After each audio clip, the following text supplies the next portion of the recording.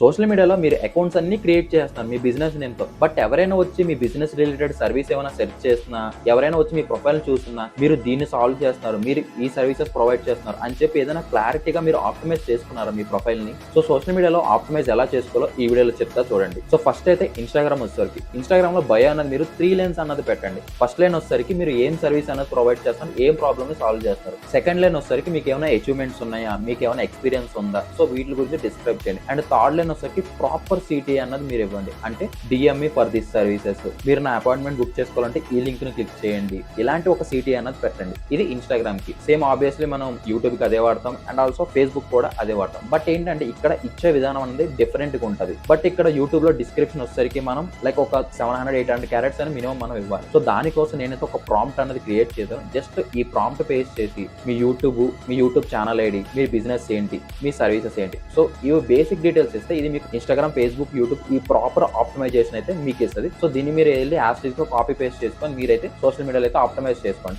Same as tease నేను LinkedIn కి జిఎంబీ కి అనేది క్రియేట్ చేశాను. మీ లింక్డ్ఇన్ ప్రొఫైల్ స్క్రీన్ షాట్, మీ జిఎంబీ ప్రొఫైల్ స్క్రీన్ షాట్ పేస్ట్ చేశాను అనుకోండి, మీకు ఒక ప్రాపర్ డీటెయిల్డ్ కీవర్డ్స్ అన్నది ఇస్తుంది. అది మీరు జిఎంబీకి యూస్ చేసుకొని and proper profile name, description ఇది మీకు లింక్డ్ఇన్ కి ఇస్తుంది. సో వీటిని మీరు యూస్ చేసుకొని మీ ప్రొఫైల్ అయితే ఫస్ట్ అయితే ఆప్టిమైజ్ చేసుకోండి.